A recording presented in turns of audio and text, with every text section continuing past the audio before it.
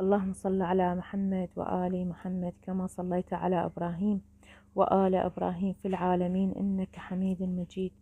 واليوم راح نشوف رسالة الحبيب، هل هو حبه حقيقي وصادق أم مجرد نزوة بالنسبة لحبه؟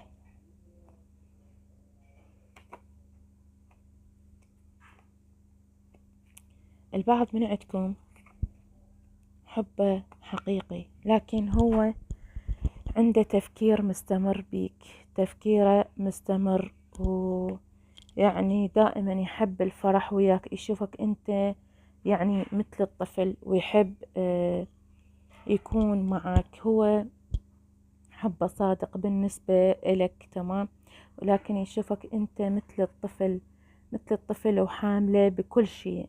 يعني انت المرأة المثالية بالنسبة إله، يعني